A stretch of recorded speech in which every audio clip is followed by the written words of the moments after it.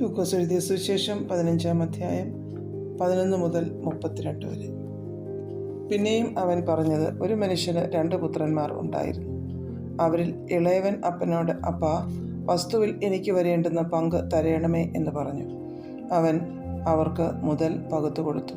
ഏറെ നാൾ കഴിയും മുമ്പേ ഇളയ മകൻ സകലവും സ്വരൂപിച്ച് ദൂരദേശത്തേക്ക് യാത്രയായി അവിടെ ദുർനടപ്പുകാരനായി ജീവിച്ചു വസ്തു നാനാവിധമാക്കി കളഞ്ഞു. എല്ലാം ചെലവഴിച്ച ശേഷം ആ ദേശത്ത് കഠിനക്ഷാമം ഉണ്ടായിട്ട് അവന് മുട്ടുവന്നു തുടങ്ങി. അവൻ ആ ദേശത്തിലെ പൗരന്മാരിൽ ഒരുത്തനെ ചെന്ന് ആശ്രയിച്ചു.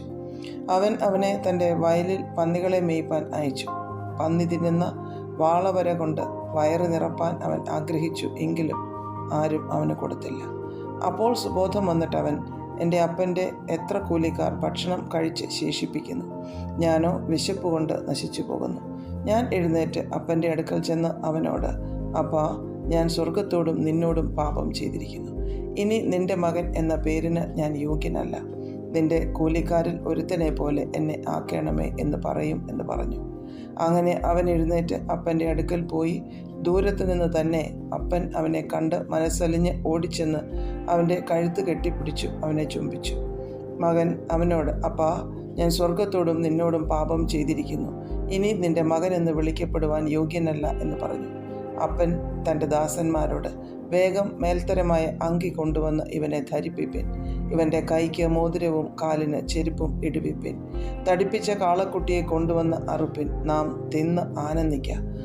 ഈ എൻ്റെ മകൻ മരിച്ചവനായിരുന്നു, വീണ്ടും ജീവിച്ചു. കാണാതെ പോയിരുന്നു, കണ്ടു കിട്ടിയിരിക്കുന്നു എന്ന് പറഞ്ഞു. അങ്ങനെ അവർ ആനന്ദിച്ചു തുടങ്ങി. അവൻ്റെ മൂത്ത മകൻ വയലിൽ ആയിരുന്നു. അവൻ വന്ന് വീട്ടിനോടടുത്തപ്പോൾ വാദ്യവും നൃത്തഘോഷവും കേട്ടു.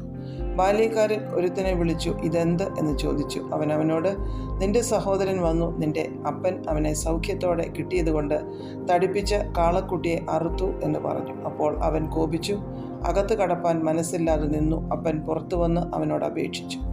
അവൻ അവനോട്, ഇത്ര കാലമായി ഞാൻ നിന്നെ സേവിക്കുന്നു, നിന്റെ കൽപ്പന ഒരിക്കലും ലംഘിച്ചിട്ടില്ല. എന്നാൽ എൻ്റെ ചങ്ങാതികളുമായി ആനന്ദിക്കേണ്ടതിന് നീ ഒരിക്കലും എനിക്കൊരു ആട്ടിൻകുട്ടിയെ തന്നിട്ടില്ല. വേശ്യമാരോടുകൂടി നിന്റെ മുതൽ തിന്നുകളഞ്ഞ ഈ നിന്റെ മകൻ വന്നപ്പോഴേക്കോ തടിപ്പിച്ച കാളക്കുട്ടിയെ അവനു വേണ്ടി അറുത്തുവല്ലോ എന്ന് ഉത്തരം പറഞ്ഞു. അതിന് അവൻ അവനോട്, മകനെ, നീ എപ്പോഴും എന്നോട് കൂടെ ഇരിക്കുന്നുവല്ലോ.